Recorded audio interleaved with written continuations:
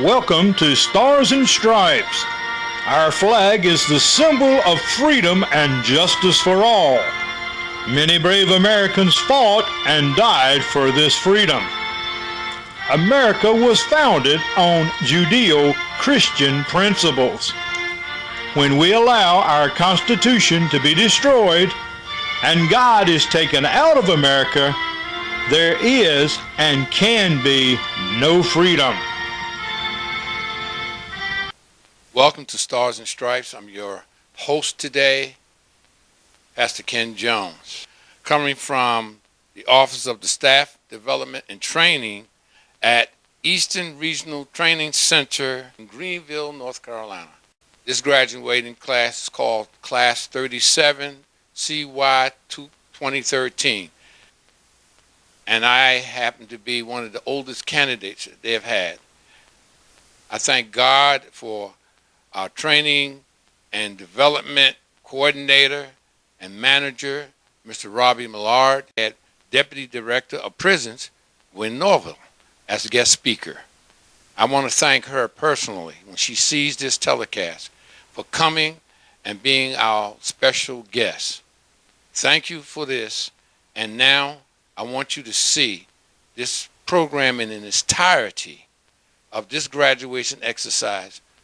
And later on, as this program goes off, you'll see the credits, and you'll also see the names of each candidate and officer that graduated at this 2013 graduation exercise.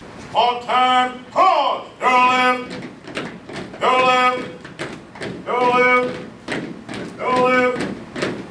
1, 2, 3, 4, left. Go left, forward, pause, go left, go left, go left, 1, 2, 3, 4, 2, 2, 3, 4, left, left, left, 1, 2, 3, 4, 2, 2, 3, 4, left, left, 1, 2, 3, 4, left, left. 1, 2, 3, 4, 2, 2, 3, 4, left, left, left, pass, go! 1, 2, left, hit! 1, 2, stay alert, stay alive, fit for duty, fit for life, red seat. And at this time, I would like to afford them the opportunity to recognize any guests they may have, any co-workers that are present with us today. Mr. Abbott, Mr. Cahoon. I'd like to thank all the Millard staff coming today. I'd like to thank the Craven Correctional staff for coming. I'd like to thank my family, my officer, my staff at Oldham Correctional for coming. I'd like to thank Assistant Superintendent Mr. Williams for coming and showing his support. I'd like to thank Superintendent Dennis Daniels and Assistant Superintendent John Herring for being here today. We really appreciate you being here. I'd like to thank Superintendent Hardy and Mr. Michael Davis for being here, my wife, and my producer. Thank you. I'd like to thank Superintendent Daniels and my girlfriend, Brooks Thompson. I'd like to thank my wife, Kristen, and my little boy, Joseph, for being here today. If he cries, it's mine, so don't be alarmed.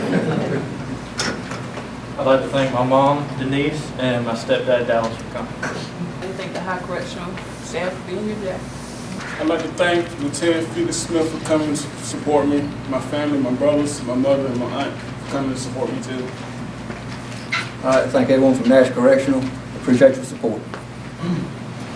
I would like to thank Lieutenant Millard from Wayne Correctional Facility for coming. I'd like to thank News Correctional staff for their support. Will you join me in this time in receiving Deputy Director Gwen? So it is so good to be here this afternoon to bring comments from my office, and I also certainly want to bring you greetings from Director George Solomon this afternoon. He sends his thank yous to the class in support for your efforts during the last 4 weeks, and certainly what you have in store for you in the coming weeks and months. Class, I want to share with you a couple of things for the brief minutes that I'll be with you. You know, Robbie alluded to 37,414 inmates that we are responsible for in this state. Adult corrections, specifically the section of prisons, has over 17,000 employees that work with us every day. There are 3 stakeholders that are involved in this process that we carry out every day. Stakeholders include our community here in Pitt, Greene, surrounding counties that all of you work in and live in daily. That includes nearly 10 million people that live in this great state of North Carolina. The other stakeholder are the people that are sitting to your left, your colleagues, your family, your friends. And the third person is the inmate population. Those are 3 stakeholders that your job that you carry out every day has an intimate effect on those people. We are so, I think, from time to time forget, and I'm talking specifically now to my friends that work with me every day, that when we make decisions, it affects those 3 entities. And now we're talking about over 10 million people that, as we come in contact with one inmate, it does have the totality of the circumstances of that contact, does have a way of affecting nearly 10 million people based on the circumstances at that time. I want to talk to you about those totality of circumstances involving your professionalism at work and how you should always be mindful on how you carry out your duties and how you deal with those 3 entities, the inmate, the community, and what was the third? Your co-workers, your colleagues, your supervisors, the people that you work with every day. How you conduct yourself within the confines of that facility is paramount in the end result of you leaving the facility in the way in which you arrived at the facility. I don't ever want the correctional officer or the case manager, the entry-level position, to ever diminish your role at the facility. You are the first line supervisor of the inmate population, whether you're working at Bertie, Odom, Maury, you are the first line supervisor of the inmate population, and you always have to be mindful of your treatment of the inmate population, your professionalism in dealing with the inmate population. You have got to maintain your positivity. You have got to continue to keep positive thoughts, because where you're walking into, you all, the 37,400 inmates that we have incarcerated this afternoon are not there by choice. They're there because they have been sentenced to be there. So definitely that takes on a negative role, a negative atmosphere, compiled with the job duties that you are responsible for in dealing with this inmate population. I ask you to maintain your professionalism and be positive in the dealings with the 3, and I'll go back to them again, the community, your colleagues, and the inmate population. You have got to maintain your professionalism, and you've got to maintain your positivity in dealing with those entities. You probably see that I'm on a P roll. professionalism, and positivity. The third that I want to talk about is your presence. That when you enter the dormitory setting and working with the inmate population, you have to make decisions every day that at this point in your career, you may not have all of the tools or knowledge to make. So what do? It is incumbent upon ourselves to ask if we don't know. And we strongly encourage you to ask someone that is employed with us.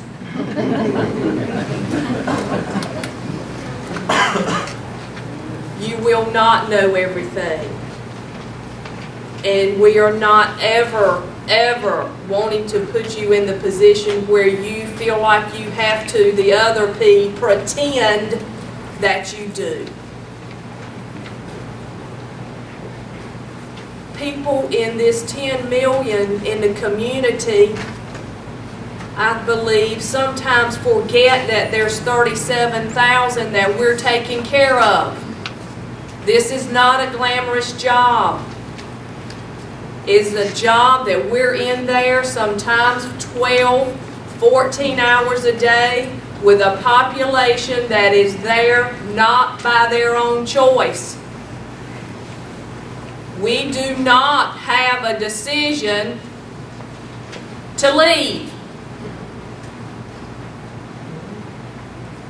Why? Because we incarcerate 24/7, 365. It is a difficult journey that you've chosen. And I'm here to tell you today that positivity. You've got to keep your head straight when you're in there dealing with the inmate population. And don't pretend that you know everything. You don't. I don't. None of these fine people that have worked, I know Mr. Daniels has worked over 30 years, Ms. Thornton 20, in her 20 years, Mr. Hardy. They don't know everything. There's something happening different every day when you deal with the inmate population and with co-workers. So I ask you that if you don't know, ask. I'm also asking you to learn your job and be the best correctional officer that you can be for this state. You are entering this career at a time that even though I know that we are closing prisons, and we have 64 today, and we have additional ones to close this year, you are in a career ceiling yet that does have opportunities. We hire about 2,000 correctional officers each year. And with that said, there's about 13,000 certified correctional staff in this state. And there, by the year of 2015, 30% of our workforce will be eligible for retirement. That means about 5,000 or 6,000 will be leaving. What does that mean for you? It means that you have an opportunity in a couple of years to possibly be a sergeant, a program supervisor, food service manager. I'm asking you, if you're professional, if you're positive, and you continue to have productivity in dealing with those three entities, you have a wide open growth process for yourself here. The last part I want to talk about is something that probably I need to share with the whole room, and that's patience. And how probably sometime during the last 4 weeks, some of us, more than others, I'm talking to my friend here too, may have from time to time lost our patience. I know training for some of you may have been frustrating, learning new things. knowing that you had pressure on taking an exam this morning, and maybe losing patience with a coworker in class over something. But you all, I'm here to tell you today, you are going to have to ingrain the talent of patience in you to work in this business and to stay in this business and be productive in this business. You're going to have patience with coworkers, with the inmate population. What you need to realize is the folks that we have to encounter every day, many of them not quite as fortunate as us, and come to us, you all, with long histories of embedded problems. And it is then our responsibility to care, provide custody, medical, mental health care, correct? Substance abuse issues, and I could continue here this afternoon to talk about that. I'm asking you, as you are dealing with them, be professional, have patience as you're dealing with them, and never underestimate your presence inside of the facility that you are working in. It has been my pleasure to be with you all this afternoon. Again, I appreciate the folks that are here from Adult Corrections Section of Prisons. Appreciate you all supporting the people that are here that have made it through the 4 weeks of training. They have put forth an effort. I did talk to Mr. Millard this morning on the way to Greenville, and he had nothing but accolades about this class, how you all came together. Robbie and I have done a lot of training together, and he talked about you all as being one of the best classes he's had, and Robbie doesn't say that very often. Okay, and I said, well, Robbie, what is special about this class? He said, well, they're taking things seriously.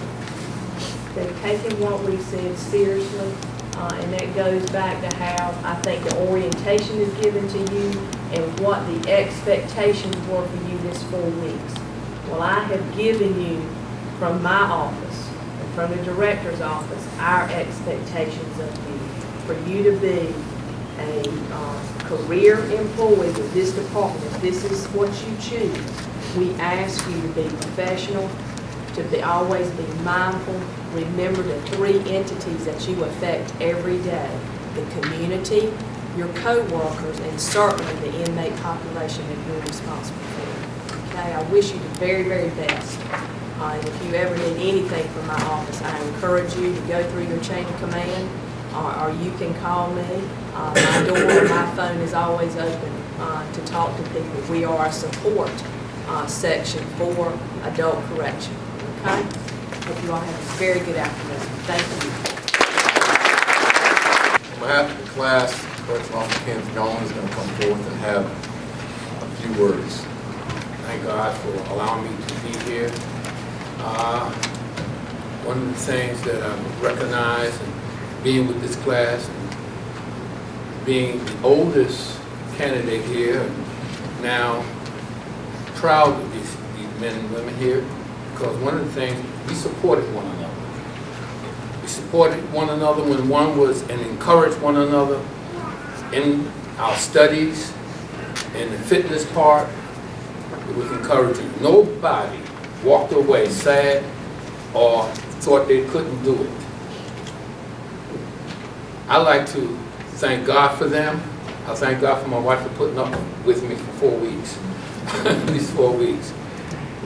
I like to give a hand to them because one of the things I instill and I ask them to take back with them is to take back that camaraderie, be alert, and most of all, be professional. I'd like to thank God for my instructors here, Mr. Millard, Mr. Cherry, Mr. Chase, and Mr. Lord. They have put up with us for these 4 weeks, and they showed us leadership. This state has great leadership. I'd like to thank God for my God, and I'd like to thank God for the state of North Carolina. Thank you so much. Correctional Officer Basic Training, 160-hour program, 4 weeks. In that 4 weeks, the officer, the student. There's a lot of expectations placed upon them. On their first Wednesday, week 1, they go to the firing range. They are expected to qualify with the standard handgun in the section of prisons. This course is a course fired from the 3-yard line as far back as the 25-yard line. We have an individual today we want to recognize our highest firearms score. Correctional Officer Nathaniel Holloman, will you stand, please? We have an individual who is now recognized as an honor graduate. Correctional Officer David Thornton, will you stand? Correctional Officer Cordell Archer.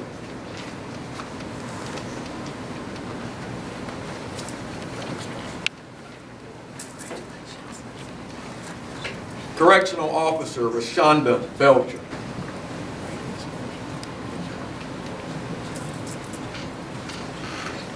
Correctional Officer Lawrence Blunt. Correctional Officer Andrew Chase.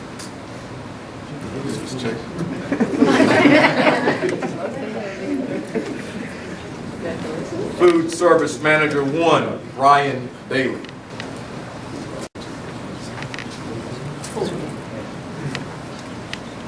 Correctional Officer Nicole Davis.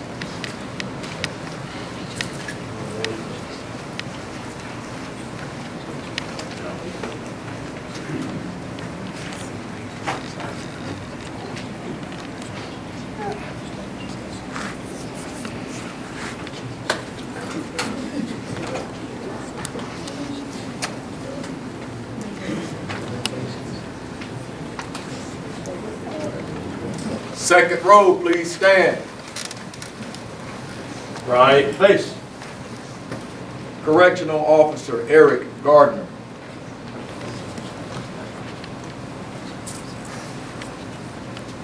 Correctional Officer Orlando Grantham.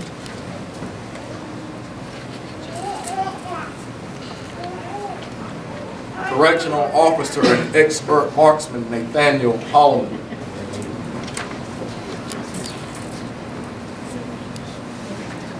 Correctional Officer Michael Johnson.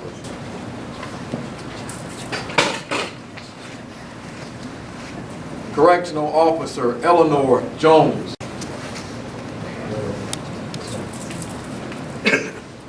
Correctional Officer Kenneth Jones.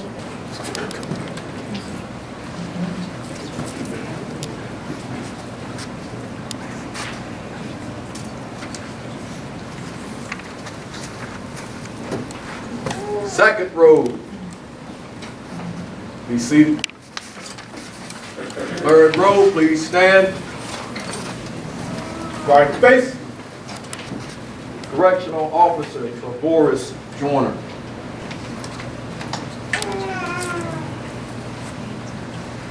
Correctional Officer Matthew Justice. Correctional Officer Walter Kearney.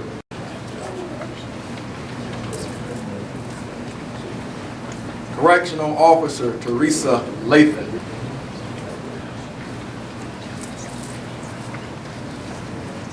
Correctional Officer Darrell Moore.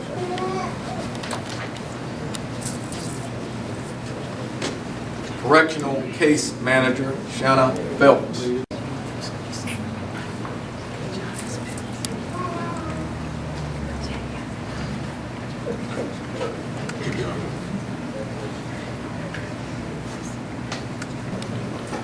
Third row, be seated. Fourth row, please stand. Right face. Correctional Officer Kevon Phillips.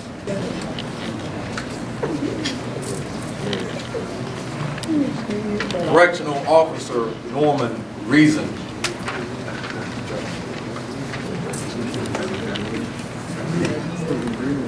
Correctional Officer Zurich Simpson.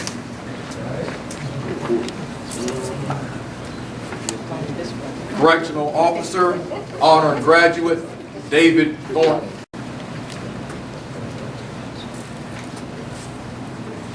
And Correctional Officer, Marcus Wilder.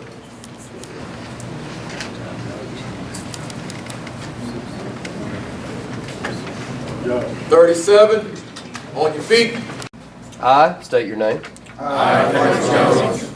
Do solemnly and sincerely swear or affirm. Do solemnly and sincerely swear. That I will support the Constitution of the United States. That I will support the Constitution of the United States.